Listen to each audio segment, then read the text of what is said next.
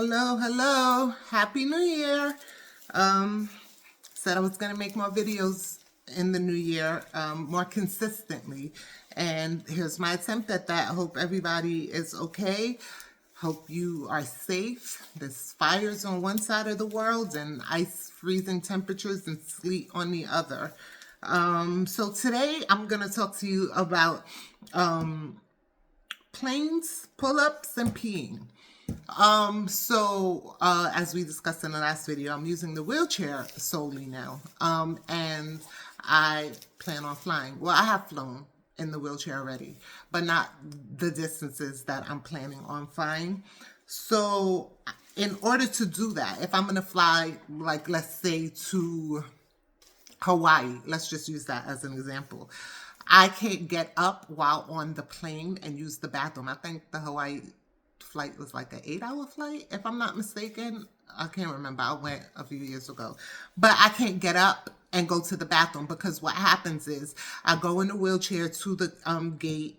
They transfer me to an aisle chair, and then I transfer to my seat. So I have to wait the whole time to use the bathroom. And I have this running joke. I have a 4-hour pee window. So anywhere I am, so I use the bathroom before I leave my house or wherever I am. And I have 4 hours, 3.5, 4, if I'm not drinking anything, to get to a toilet again. My issue is that even in accessible bathrooms, I'm 6 feet tall. They say the average American is 5'6". I can get on a toilet, no problem. It's the transfer back up. It's so low to me. Like literally my knees feel like they're in my chest. So it's a hard thing to transfer. I have seen videos though. I've seen a video. I watch a lot of quads and paraplegic videos. And I saw a video of a woman. She rolled up in her manual wheelchair. And instead of getting on the toilet backwards, she got on the toilet front way and straddled the toilet. She was using a catheter though. I don't want to use a catheter. And I figured that was an idea. But if I'm in a public bathroom, I don't want to straddle, like get on the toilet front way, because then my legs will be touching the sides of the toilet. It's kind of gross to me. I don't want to do that. So I started doing all this research about how much we pee, how much a full bladder is. It says that a full bladder is 2 cups.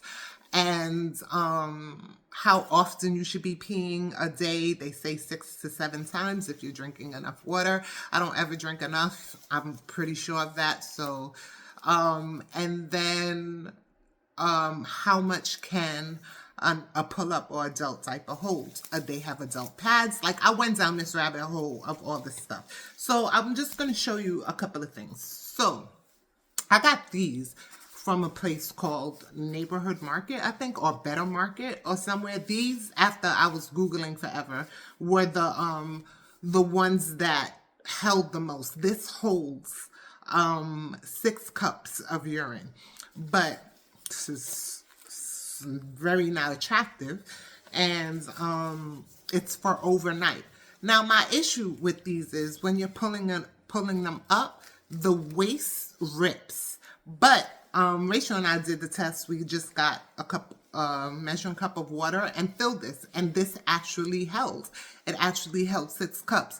So if it holds 6 cups and you're going to the bathroom every 4 hours and you're peeing 2 cups, then you can go 3 times. 2 3s is 6. You can go 3 times before this will start to leak. My complaint with this is this gets so heavy.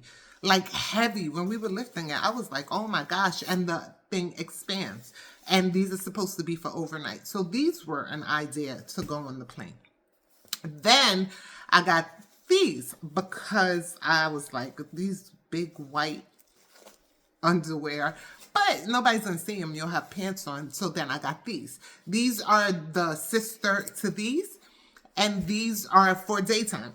So this holds 4 cups. So if you're peeing 2 cups per time, you should be able to go to the bathroom twice. And if you're going, every 4 hours, you should be able to wear this on an 8-hour period before it starts to leak, right? Again, the waist of these are like paperish. So if you pull too hard, they'll rip, but they're soft. Like, I'm assuming they're comfortable. So then I found this, and this is just like a pad, a long pad, and it's supposed to hold 2 cups. So you could only wear this for one use before it starts to leak. So this wasn't a very good idea. But then I found this on some like Asian website. I'm not really sure. And it's a thing that you put on, I'm assuming like a jock strap. It kind of looks like a jock strap to me. And you put this on, and then it has a wire that leads down, and then a bag that attaches to the wire. So kind of like a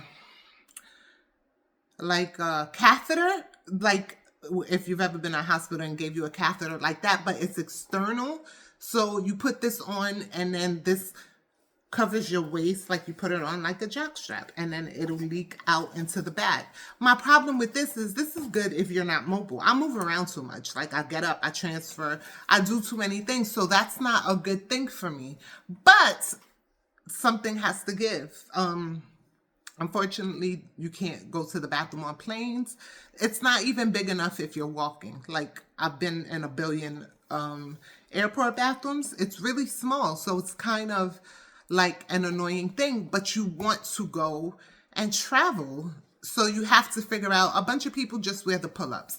I am like, I don't really want to wear a pull-up, but I want to go. And I remember when we were in Mexico doing the stem cell transplant, on the day that they harvested your stem cells, you couldn't get up. And that was like 8 hours. You had to sit in a chair while you were connected to the machine, and it was taking it out of your arm and doing whatever it did in the machine, preparing it for you to get it back. So they had us wearing pull-ups. Everybody, you could not get up until after. They had us wearing pull-ups. And 8 hours was a long time to not eat or drink anything. You were feeling crappy anyway because it was the chemo and then the shots, the fulgastrin shots that were hurting so much. But so you didn't really drink or eat anything. And I remember not going to use the bathroom. Like, my brain would not let me pee in this pull-up. It was like, don't do it. So I was holding it for so long, and then when I got to the apartment, and I had 2. Meow works in medical, so she had me put 2 on. She said to put 2 on in case one leaks, you have the other. And I still couldn't do it until we got back to the apartment, and then I couldn't hold it anymore, and then I peed, and it didn't leak. Like, it didn't leak, but that was all day not using the bathroom, but also all day not eating or drinking anything. So I'm unsure. I don't really have any other ideas. I do not want a catheter because I don't want to be bothered with UTIs or anything like that. I just don't want to do that. And even if I was catheterizing or cathetering, I don't know what the word is.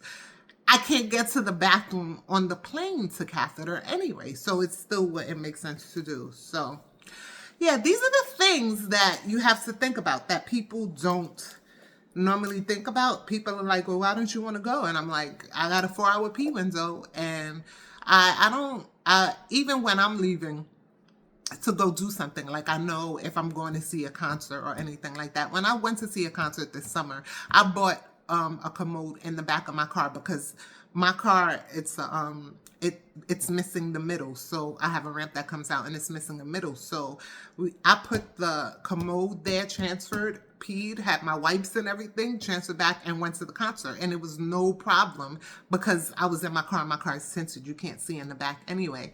But that's an idea, but I can't take the commode on the airplane with me. So I'm running out of ideas, and I feel like I'm going to just double pull up. I'm going to put this one on because this is a daytime one, and it's soft. It's super soft. And then I'm going to put this one on, which is the nighttime one, over it. And wherever I get to my destination, you just rip them down the sides. I'll take it off, wash up or whatever. And once I'm stable locally, I'll be able to go to the bathroom regularly, like transfer to the toilet or whatever like that. But you don't think about these things unless you have to use it. Nate said that he went somewhere and went to use the bathroom, and it was so low, and he's probably like 6'3". He was like, it was so low, he thought of me because I'm always like, the toilet's too low, and he was like, oh my God, I'm gonna have a hard time getting up. Imagine Tanya getting on is easy because you know gravity pulls and you go down, but it's the get back up that's the problem. So yeah, those are the things that I'm just thinking about, the things that I'm doing. Other than that, just trying to figure out a way around it. I do have my travel wheelchair because it's the horror stories of every time you go somewhere, they break your wheelchair, they break your whatever mobility aid you use. And it's true because I used to have Freedom, my scooter that I used to use. And on 2 different occasions when I traveled with her, it was broken. The foot part was broken and they had to send someone to my house to fix it. And then the second time they replaced it. So I've seen videos of them just throwing wheelchairs or just throwing scooters, and it's unfortunate, but it is what it is. It should not stop you from going. There's this company called Wheel the World that puts together these packages, and they make sure the hotel rooms are accessible, the transportation is accessible. It's just one more thing. But do you not go anywhere or do anything, or do you make adjustments? I personally do not want to wear pull-ups.